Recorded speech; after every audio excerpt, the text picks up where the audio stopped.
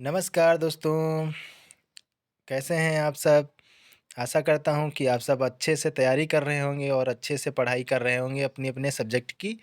तो दोस्तों, मैं राजेश और आप सब देख रहे हैं मेरा यूट्यूब चैनल आर के परीक्षा गुरु। तो प्यारे मित्रों, आर के परीक्षा गुरु पर अब मैं एक बार फिर से आपके सामने अपना नया और अगला प्रैक्टिस सेट लेकर हाज़िर हूँ, जिसमें 125 प्रश्नों की महत्वपूर्ण प्रश्नोत्तरी है। इस प्रश्न पत्र में नए और पुराने प्रकार के प्रश्नों को मैंने लिया है। तो दोस्तों, आज हम जल्दी-जल्दी फ़ास्ट रिवीज़न करेंगे और पढ़ेंगे, प्रश्नों को देखेंगे, हल करेंगे और आप सब भी हमारे साथ हल कीजिए और देखिए कि हमारा कितनी तैयारी हमने कर ली है और कितने प्रश्न हमारे सही हो रहे हैं, कितने गलत हो रहे हैं। तो इस बात की जानकारी दोस्तों हमें कमेंट बॉक्स में ज़रूर दें। तो बने रहिए अपने दोस्त राजेश के साथ और शुरुआत करते हैं आज की प्रश्नोत्तरी का पहला सवाल। ये आपके सामने स्क्रीन पर आंग्ल भाषा में लिखा गया हिंदी साहित्य का इतिहास स्केच ऑफ हिंदी लिटरेचर। आंग्ल भाषा में लिखा गया है क्या? आंग्ल भाषा में लिखा गया स्केच ऑफ हिंदी लिटरेचर के लेखक का नाम बताना है। हिंदी साहित्य के इतिहास की बात कर रहा है, तो इसमें कौन हो जाएगा? तो प्रश्न नंबर 1 का विकल्प नंबर हमारा दूसरा सही हो जाएगा, पादरी एडिजिन ग्रिव्स।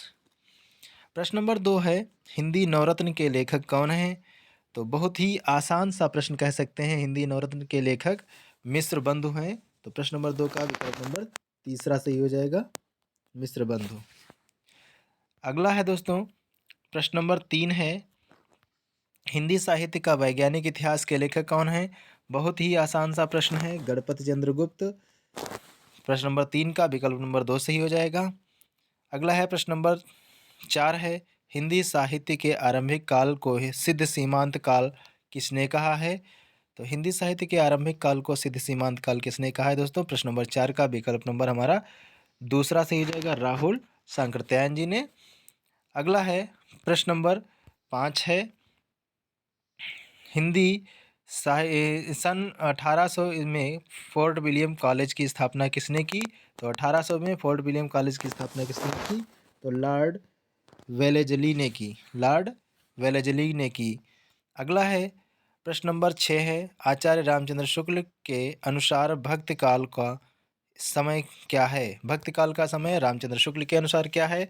तो दोस्तों प्रश्न नंबर 6 का हमारा विकल्प नंबर सही हो जाता है 2, संवत 1375 से 1700। अगला है प्रश्न नंबर 7 है, हिंदी साहित्य के इतिहास का प्रथम लेखक कौन है? तो हिंदी साहित्य के इतिहास के प्रथम लेखक कौन है? प्रश्न नंबर 7 का पहला हो जाएगा गारसा दत्तासी, जो इनका हिंदी साहित्य का इतिहास इस्तवार द ला लिटरेचर इन दोई हिंदुस्तान के नाम से फ्रेंच भाषा में लिखा। तो दोस्तों अगला प्रश्न है हमारा 8 नंबर का, आल्हा खंड का दूसरा नाम क्या है? आल्हा खंड का दूसरा नाम क्या है? तो इसका दूसरा नाम है परमाल रासो। आल्हा खंड का दूसरा नाम क्या है दोस्तों? परमाल रासो। इसलिए जगनिक का लिखा हुआ है।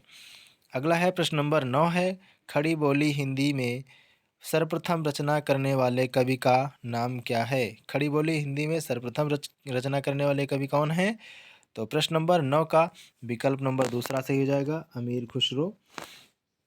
प्रश्न नंबर 10 है, आदिकाल में किन ग्रंथों की प्रधानता रही है? आदिकाल में किन ग्रंथों की प्रधानता रही है? प्रश्न नंबर 10 का विकल्प नंबर हमारा सही हो जाएगा, तीसरा, रासो।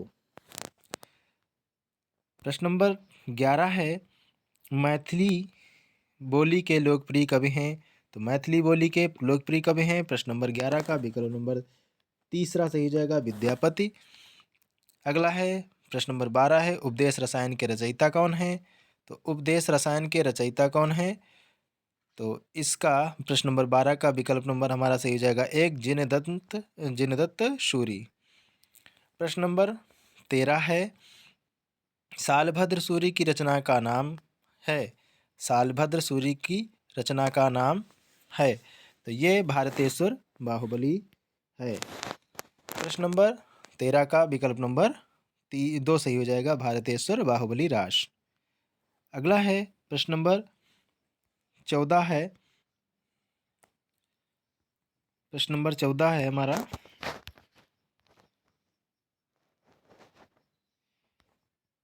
हाँ, ये प्रश्न नंबर 14 है। हिंदी साहित्य के इतिहास लेखकों का कालक्रमानुसार सही क्रम क्या है? प्रश्न एक बार फिर। हिंदी साहित्य के इतिहास लेखकों का कालक्रमानुसार सही क्रम क्या है? तो इसमें उनके जन्म के अनुसार लिखना है। तो प्रश्न नंबर 14 का विकल्प नंबर हमारा चौथा सही हो जाएगा। पहले हैं मिश्र बंधु, फिर हैं रामचंद्र शुक्ल, फिर हैं राम कुमार वर्मा, फिर हैं हजारी प्रसाद द्विवेदी। तो 14 का प्रश्न नंबर चौथा सही हो जाएगा। अगला है प्रश्न नंबर 15 है। राउरबेल किसकी रचना है? तो राउरबेल जो है किसकी कवि रचना है? तो रोडा कवि की है। 15 का हमारा विकल्प नंबर 2 सही हो जाएगा, रोडा कवि। अगला है प्रश्न नंबर 16 है। प्रेम सागर के लेखक कौन हैं? तो प्रेम सागर के लेखक कौन है इसमें? लल्लू लाल जी। प्रश्न नंबर 16 का विकल्प नंबर तीसरा सही हो जाएगा, लल्लू लाल। अगला है प्रश्न नंबर 17 है। राजमती इनमें से किस काव्य कृति की नायिका है? तो राजमती इनमें से किस काव्य कृति की नायिका है? तो प्रश्न नंबर 17 का विकल्प नंबर हमारा सही हो जाएगा तीसरा, बीसल देवरासो की राजमती नायिका है। अगला है प्रश्न नंबर 18 है। निम्नलिखित में से कौन हनुमान चरित के रचयिता हैं? निम्नलिखित में से कौन हनुमान चरित के रचयिता है? तो प्रश्न नंबर 18 का विकल्प नंबर हमारा सही हो जाएगा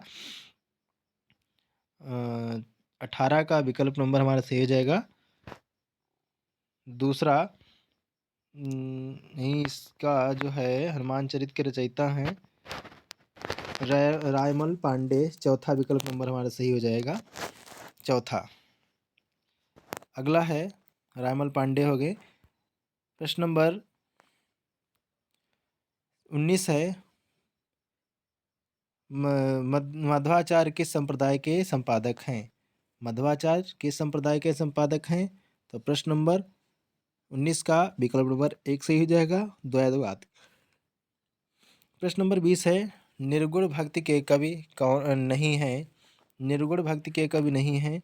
तो प्रश्न नंबर 20 का विकल्प नंबर हमारा सही हो जाएगा चौथा, रामानुजाचार्य। ये सगुण भक्ति के हैं, निर्गुण के नहीं हैं। प्रश्न नंबर 21 है। विज्ञान गीता के रचयिता हैं? तो बहुत आसान सा प्रश्न है, विज्ञान गीता केशवदास की है। प्रश्न नंबर 21 का विकल्प नंबर चौथा सही हो जाएगा। अगला दोस्तों प्रश्न नंबर 22 है। अद्वैतवाद अद्वैतवाद के प्रवर्तक कौन थे? तो अद्वैतवाद के प्रवर्तक हैं इसमें शंकराचार्य। प्रश्न नंबर 22 का विकल्प नंबर 1 सही हो जाएगा। प्रश्न नंबर 23 है। कबीर के गुरु का नाम क्या था? तो प्रश्न नंबर 23 कबीर के गुरु का क्या नाम था? तो 23 का चौथा सही हो जाएगा, रामानंद। अगला है प्रश्न नंबर 24 है। रैदास किसके गुरु थे? तो रैदास किसके गुरु थे? प्रश्न नंबर 14 का है। तो इसमें मीराबाई 24 का हमारा जो विकल्प नंबर सही हो जाएगा, चौथा, मीराबाई के गुरु थे रैदास। प्रश्न नंबर 25 है। आचार्य हजारी प्रसाद द्विवेदी ने वाणी के डिक्टेटर किसे कहा है? आचार्य हजारी प्रसाद द्विवेदी ने वाणी के डिक्टेटर किसे कहा है? तो प्रश्न नंबर 25 का विकल्प नंबर 1 सही हो जाएगा, कबीरदासी को। प्रश्न नंबर 26 है। अजगर करे न चाकरी, पंछी करे न काम, किसने कहा है?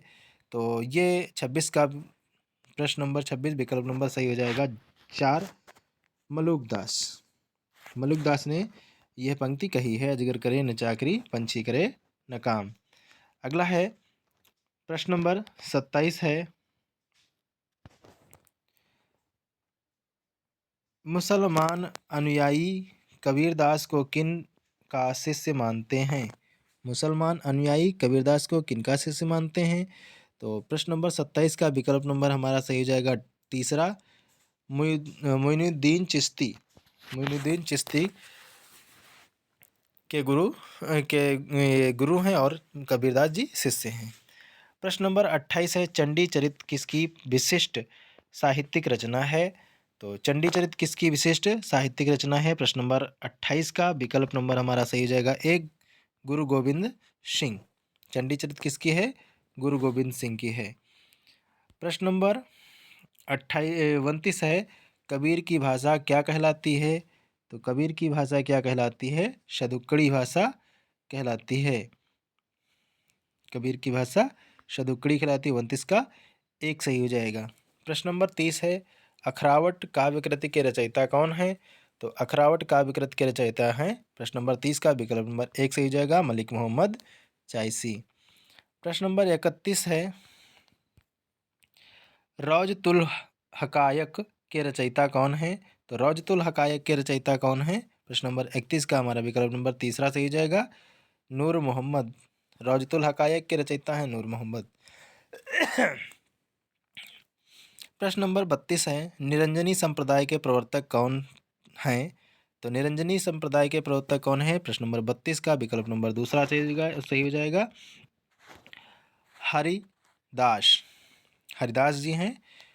प्रश्न नंबर 33 है, कुतुबुन की रचना की कुतुबुन की रचना कौन सी है? कुतुबुन की रचना कौन सी है? प्रश्न नंबर 33 का विकल्प नंबर एक सही हो जाएगा, मृगावती। प्रश्न नंबर 34 है, पद्मावत में रत्नसेन किसका प्रतीक है? तो पद्मावत में रत्नसेन किसका प्रतीक है? वेरी वेरी मोस्ट इंपॉर्टेंट है प्रश्न दोस्तों, इसको जरूर याद कर लें। पद्मावत में रत्नसेन किसका प्रतीक है? तो प्रश्न नंबर 34 का विकल्प नंबर हमारा सही हो जाएगा, दूसरा, बुद्धि का प्रतीक है। प्रश्न नंबर 35 है, मृगावती किसकी रचना है? तो मृगावती किसकी रचना है? प्रश्न नंबर 35 का जो है विकल्प नंबर हमारा सही हो जाएगा दो, कुतुबन। कुतुबन की रचना है मृगावती। अगला है प्रश्न नंबर 36 है, तुलसीदास के विनय पत्रिका की भाषा क्या है? तुलसीदास की विनय पत्रिका की भाषा क्या है? तो विनय पत्रिका को विनयावली भी कहते हैं। तो ये जो भाषा है तो वो ब्रजभाषा है। प्रश्न नंबर 36 का विकल्प नंबर हमारा एक सही हो जाएगा, ब्रजभाषा। प्रश्न नंबर 37 है, निम्नलिखित में से कौन सी रचना तुलसीदास की नहीं है? तो तुलसीदास की कौन सी रचना नहीं है? तो कवितावली, गीतावली, दोहावली, विनय पत्रिका दोनों हैं, लेकिन रामचंद्रिका नहीं है। प्रश्न नंबर 37 का विकल्प नंबर एक सही हो जाएगा, 37 का जो है पहला नहीं है। प्रश्न नंबर 38 है, रामचरितमानस के रामचरितमानस के ज्ञान दीपक प्रसंग किस कांड में वर्णित हैं? तो प्रश्न नंबर 38 का विकल्प नंबर ए सही हो जाएगा, उत्तर कांड में। प्रश्न नंबर 39 है, रामचरितमानस नामक काव्य कृति महाकाव्य की रचना शैली है। रामचरितमानस नामक महाकाव्य की रचना शैली क्या है? तो प्रश्न नंबर 39 का विकल्प नंबर हमारा एक सही हो जाएगा, दोहा चौपाई है। दोहा चौपाई शैली जो सही जवाब है। प्रश्न नंबर 40 है, अष्टछाप के संस्थापक हैं। तो अष्टछाप के संस्थापक कौन हैं? तो स्वामी विट्ठलनाथ। 40 का जो हमारा विकल्प नंबर एक सही हो जाएगा, स्वामी विट्ठलनाथ, एक सही हो जाएगा। अगला है प्रश्न नंबर 41 है, सूरदास किसके शिष्य थे? तो सूरदास जो है किसके शिष्य थे? तो वल्लभाचार्य के शिष्य थे। 41 का ए सही हो जाएगा। अगला है प्रश्न नंबर 42 है, निराला की कविता राम की शक्ति पूजा पर किस रचना का सर्वाधिक प्रभाव पड़ा है?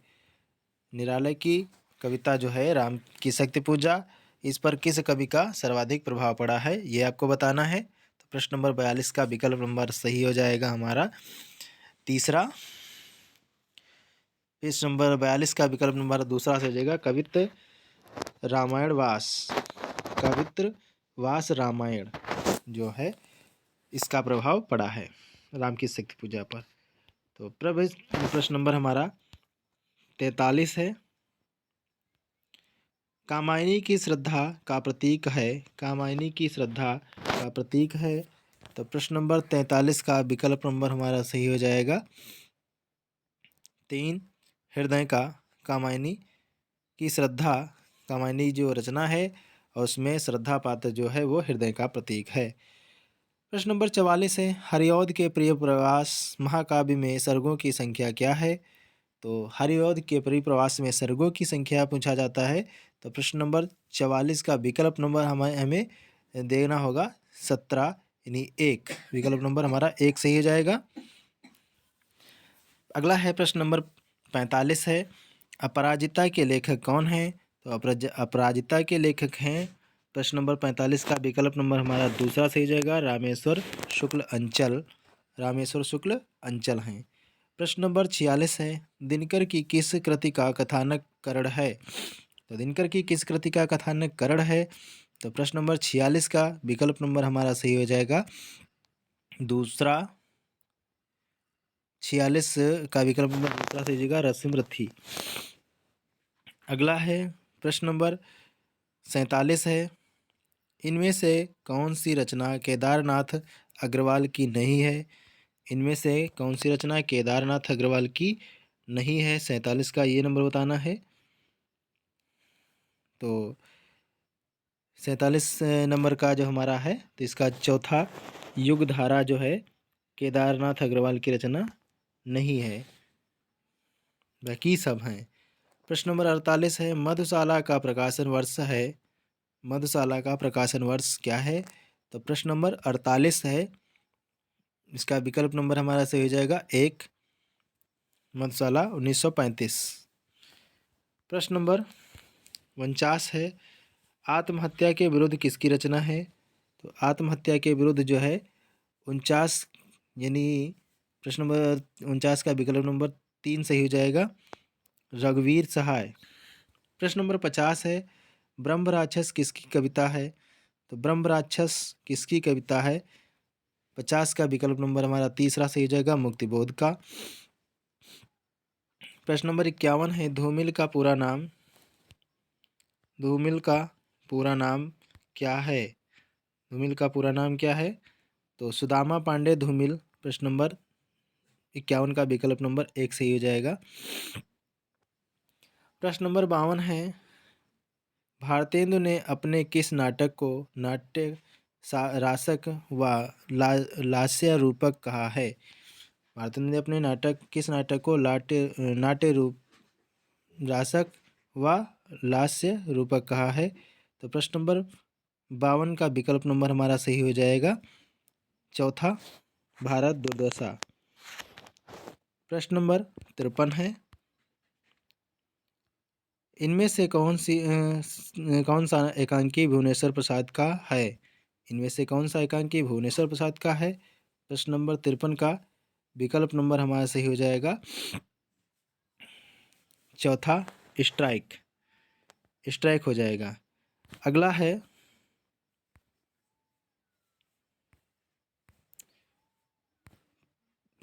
प्रश्न नंबर 53 का हो गया। अगला प्रश्न नंबर 54 है।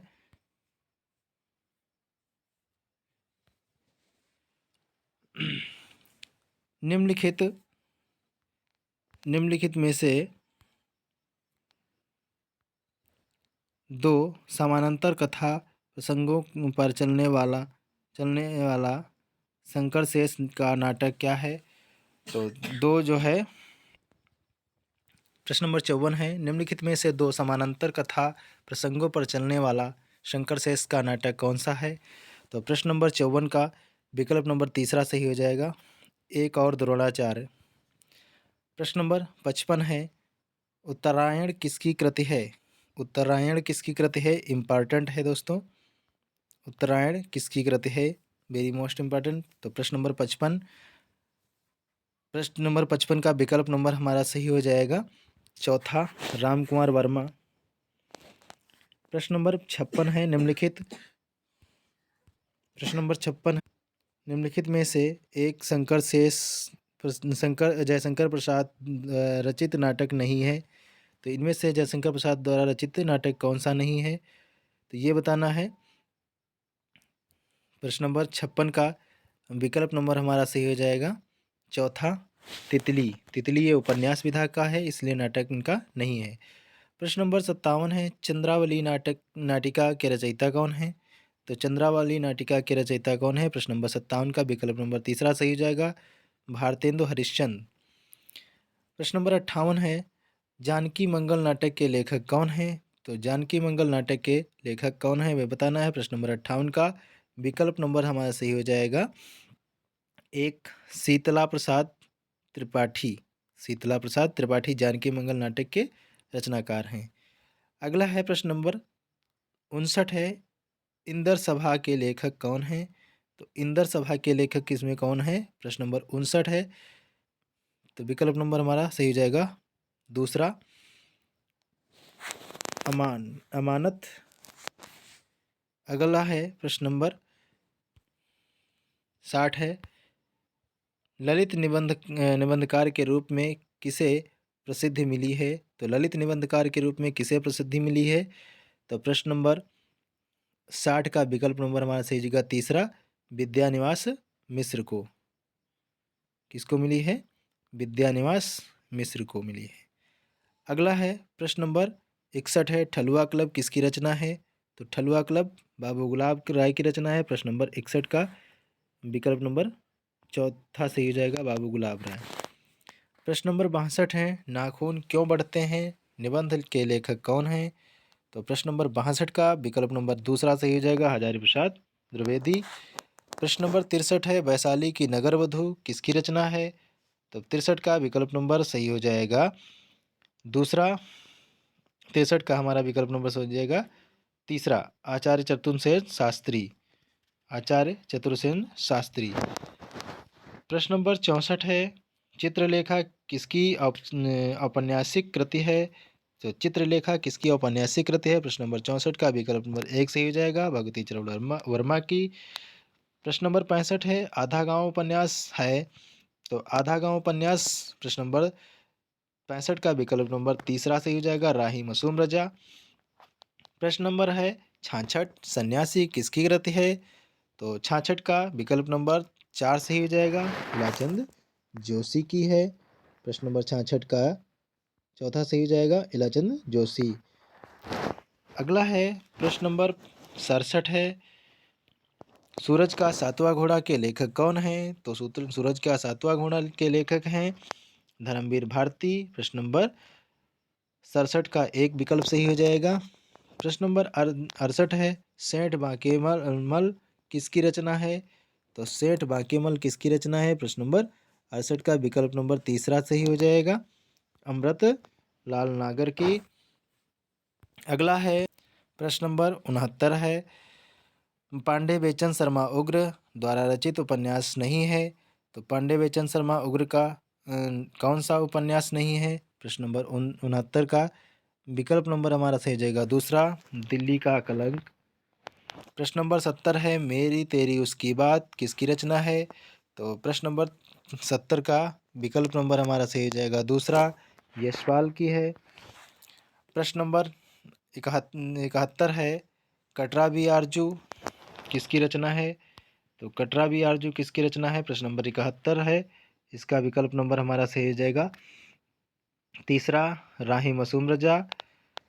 प्रश्न नंबर 72 है, चॉकलेट उपन्यास किसकी रचना है? तो चॉकलेट उपन्यास किसकी रचना है? 72 का विकल्प नंबर दूसरा सही जाएगा पांडे बेचन शर्मा उग्र का है। प्रश्न नंबर 73 है, इनमें से गंगौली किस गांव किस उपन्यास के लेखक केंद्र में है?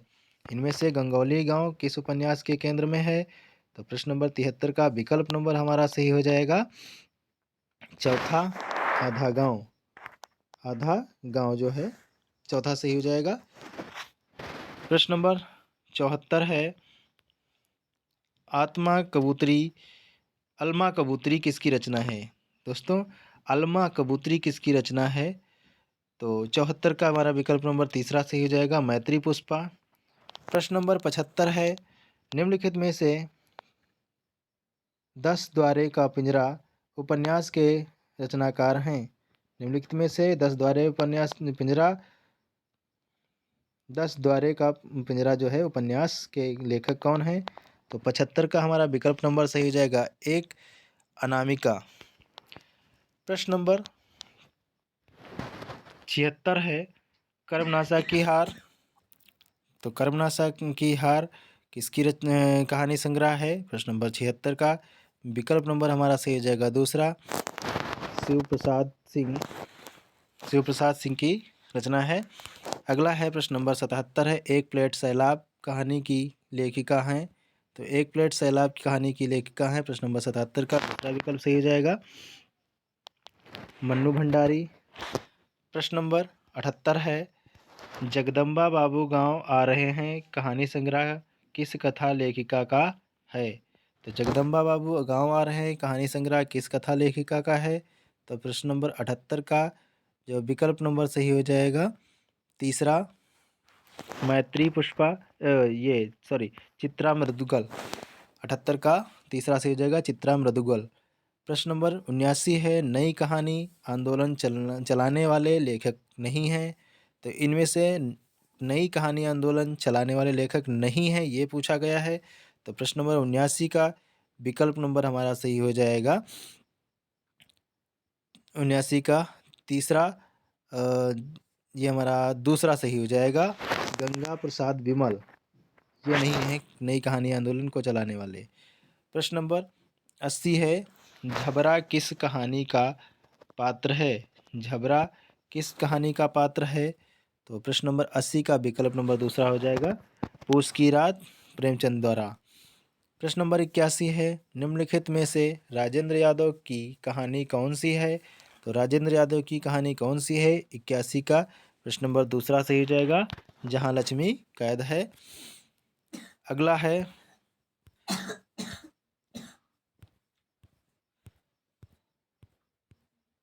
प्रश्न नंबर अगला है 82। प्रश्न नंबर 82 है, निम्नलिखित में से कौन सी कहानी पंडित चंद्रधर शर्मा गुलेरी कृति नहीं है?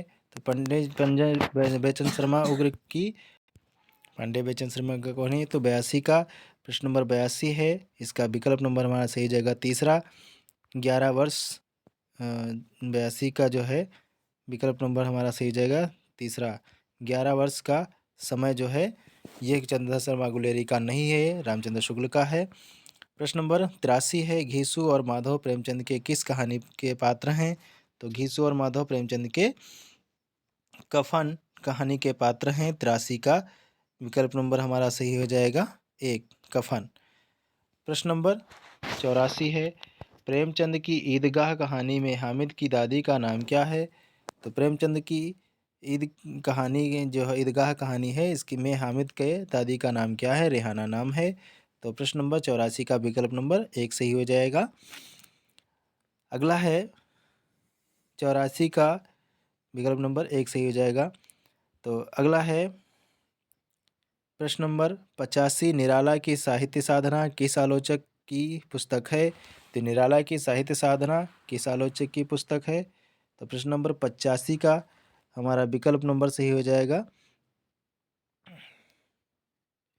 सॉरी यहाँ पर दोस्तों थोड़ा सा मिस्टेक हो गया है, जो हामिद की दादी का नाम है तो अमीना नाम है यहाँ पर। प्रश्न नंबर 84 का हमारा विकल्प नंबर तीसरा सही हो जाएगा, अमीना नाम है।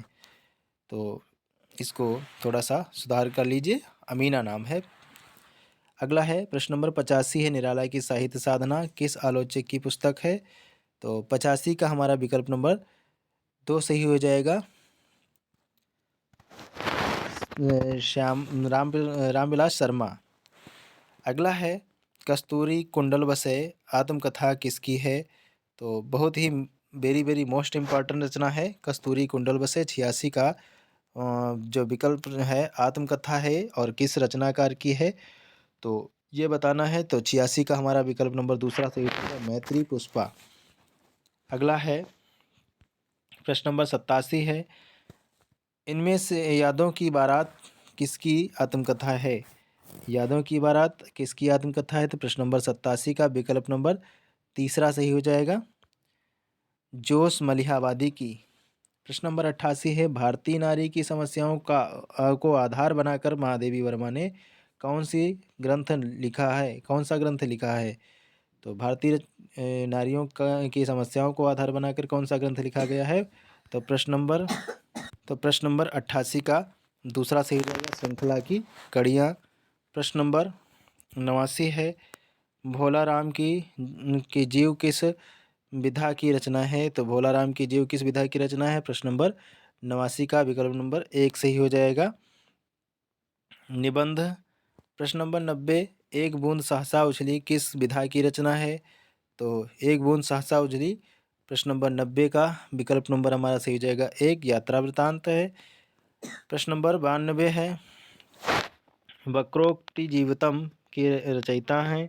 तो वक्रोक्ति जीवितम के रचयिता हैं 91 का हमारा प्रश्न नंबर 91 विकल्प नंबर दूसरा सही हो जाएगा, कुंतक। प्रश्न नंबर 92 है, रस संप्रदाय के प्रवर्तक कौन है? तो रस संप्रदाय के प्रवर्तक 92 का विकल्प नंबर हमारा सही हो जाएगा 2, भरतमुनि। प्रश्न नंबर 93 है, श्रृंगार रस का स्थायी भाव क्या है? तो श्रृंगार रस का स्थायी भाव क्या है? 93 का जो हमारा विकल्प नंबर सही हो जाएगा 2, रति। प्रश्न नंबर 94, निम्न में से कौन वारणिक छंद हैं? तो निम्नलिखित में से कौन वारणिक छंद क्या है? तो 94 का हमारा विकल्प नंबर तीसरा सही हो जाएगा, शवैया। अगला है प्रश्न नंबर 95, चौपाई छंद में मात्राओं की संख्या कितनी होती है? तो चौपाई छंद में मात्राओं की संख्या 16 होती है, विकल्प नंबर तीसरा सही हो जाएगा। प्रश्न नंबर 96 है, वर्तमान हिंदी किस लिपि में लिखी गई है? तो वर्तमान हिंदी किस लिपि में लिखी गई है? तो 96 का हमारा विकल्प नंबर सही हो जाएगा चौथा, देवनागरी लिपि में लिखी गई है। अगला है प्रश्न नंबर 97 है, प्रश्न नंबर 97 का कौन सी भाषा द्रविड़ परिवार की नहीं है? तो कौन सी भाषा द्रविड़ परिवार की नहीं है? तो 97 का विकल्प नंबर हमारा तीसरा सही हो जाएगा, बंगाली जो है द्रविड़ परिवार की भाषा नहीं है। प्रश्न नंबर 98 है, ऋषि का स्त्रीलिंग क्या होगा? तो इस ऋषि का स्त्रीलिंग क्या हो जाएगा? प्रश्न नंबर 98 का हमारा विकल्प नंबर 1 सही हो जाएगा, ऋषिका हो जाएगा। प्रश्न नंबर 99 है, बहुज्ञ शब्द का सही अर्थ क्या होगा? तो बहुज्ञ शब्द का सही अर्थ क्या हो जाएगा?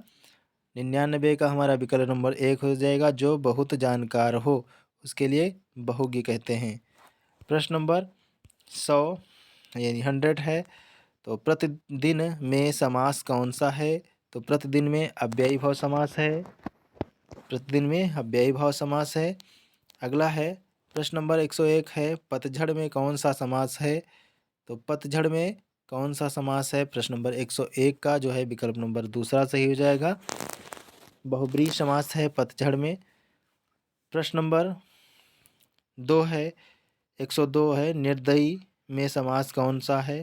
तो निर्दयी में कौन सा समास होगा? प्रश्न नंबर 102 का चौथा विकल्प सही हो जाएगा, बहुब्रीहि समास हो जाएगा निर्दयी। अगला है प्रश्न नंबर जो है 103 है, प्रत्यय रहित शब्द बताइए, किस ऐसा शब्द बताना है इसमें से कि कौन सा प्रत्यय रहित शब्द है? तो एक प्रश्न नंबर 103 का विकल्प नंबर हमारा सही हो जाएगा एक चौथा, अनुवाद जो है प्रत्यय रहित शब्द है। प्रश्न नंबर 104 है, कर्ण शब्द का तद्भव रूप क्या है? कर्ण शब्द का तद्भव रूप क्या है? प्रश्न नंबर 104 है, तो इसका विकल्प नंबर सही हो जाएगा तीसरा, कान सही हो जाएगा, कान। प्रश्न नंबर 105 है, उच्चारण शब्द में उपसर्ग है, उच्चारण शब्द में उपसर्ग क्या है? तो प्रश्न नंबर 105 का विकल्प नंबर हमारा सही हो जाएगा तीसरा, उत।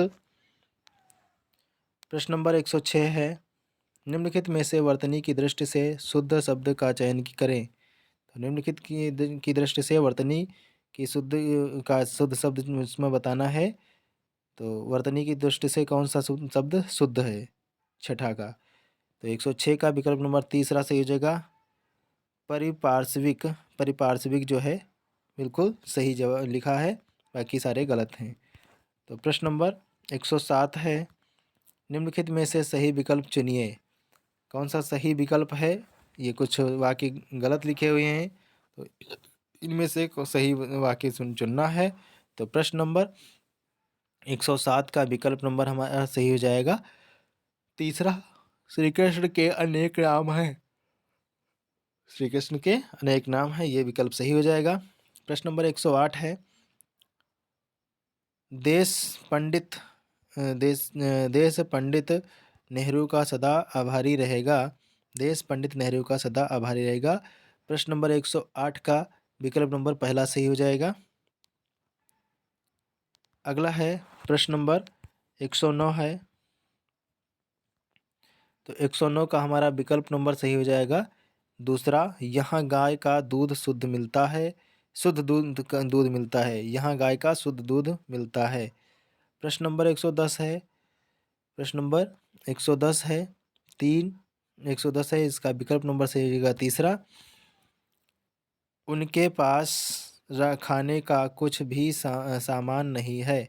उनके पास खाने का कुछ भी सामान। प्रश्न नंबर 111 है, तिमिर का शुद्ध विलोम शब्द क्या है? तो तिमिर का शुद्ध विलोम शब्द क्या है? प्रश्न नंबर 111 का विकल्प नंबर हमारा सही हो जाएगा चौथा, आलोक है। प्रश्न नंबर 112 है, प्राचीन शब्द का विलोम है। तो प्राचीन शब्द का विलोम क्या होगा? तो प्रश्न नंबर 112 का शब्द है उसका विलोम पूछा गया है, तो इसमें 12 का दूसरा सही हो जाएगा अर्वाचीन। प्रश्न नंबर 113 है, आशक्त का विलोम शब्द क्या है?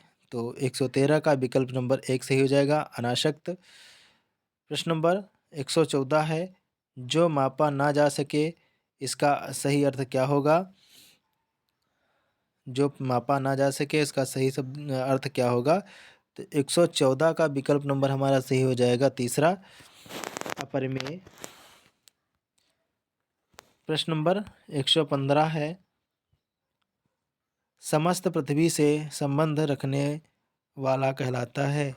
समस्त पृथ्वी से संबंध रखने वाला सार्वभौमिक कहलाता है। प्रश्न नंबर 15 का 115 का विकल्प नंबर पहला सही हो जाएगा। प्रश्न नंबर 16 है 116, जिसने मृत्यु को जीत लिया है, इसके लिए क्या होगा? तो मृत्युंजय होगा। प्रश्न नंबर 116 का विकल्प नंबर दूसरा सही हो जाएगा। प्रश्न नंबर 117 है, वह स्त्री जिसका पति दूसरा विवाह कर ले, इसके लिए एक वाक्यांश क्या होगा? वह स्त्री जिसका पति दूसरा विवाह कर ले, उसके लिए एक वाक्यांश क्या हो गया? तो 117 का अधगूढ़ा हो जाएगा, अधगूढ़ा। प्रश्न नंबर 118 है, ना बहुत गर्म ना बहुत ठंडा कहलाता है। ना बहुत गर्म ना बहुत ठंडा स्थान क्या कहलाएगा? तो 118 का विकल्प नंबर सही हो जाएगा चौथा, समशीतोष्ण कहलाएगा। प्रश्न नंबर 119 है, अपने मुँह मियाँ मिट्ठू बनना मुहावरे का अर्थ क्या होगा? अपने मुँह मियाँ मिट्ठू बनने मुहावरे का अर्थ क्या हो जाएगा? तो 119 का विकल्प नंबर हमारा सही हो जाएगा तीसरा, अपनी प्रशंसा स्वयं करना। 119 का जो विकल्प नंबर हमारा तीसरा सही हो जाएगा, अपनी प्रशंसा स्वयं करना। प्रश्न नंबर 120 है, 9 2 11 होने का अर्थ क्या हो जाएगा? तो भाग जाना। प्रश्न नंबर 120 का अर्थ हो जाएगा भाग जाना तीसरा। अगला है प्रश्न नंबर 121 है, आँख दिखाना मुहावरे का क्या अर्थ है? सही विकल्प का चयन कीजिए। आँख दिखाने का सही अर्थ क्या है? 104 हो जाएगा धमकी देना। प्रश्न नंबर 122 है, भावभूति की रचना इनमें से कौन सी है? तो 122 का विकल्प नंबर चौथा सही हो जाएगा मालती माधव। प्रश्न नंबर 123 है, गोविंद गीत गोविंद के रचयिता कौन है? तो गीत गोविंद के रचयिता कौन है? 123 का विकल्प नंबर 4 सही हो जाएगा, जयदेव। प्रश्न नंबर 124 है, इनमें से महाकवि भास की रचना है। इनमें से महाकवि भास की रचना है। तो 124 का विकल्प नंबर दूसरा सही हो जाएगा, स्वप्नवास दत्तम। प्रश्न नंबर 125 है, शिशुपाल वधम किसकी रचना है। तो शिशुपाल वधम जो है माघ की रचना है। 125 का एक सही हो जाएगा, महाकवि माघ। तो इस प्रकार से दोस्तों 125 प्रश्नों की प्रैक्टिस सीरीज़ हमारी पूरी होती है। तो वीडियो अगर अच्छा लगा है तो लाइक और सब्सक्राइब करके ज़रूर जाएं और अपने दोस्तों तक फॉरवर्ड करें, पहुंचाएं, भेजें, ताकि और लोगों को भी अच्छे से अच्छी जानकारी मिल सके। तो वीडियो को अंत तक देखने के लिए बहुत बहुत धन्यवाद। और हम लेकर अपने अगला वीडियो मिलते हैं जल्द ही। तो तब तक के लिए नमस्कार, जय हिंद,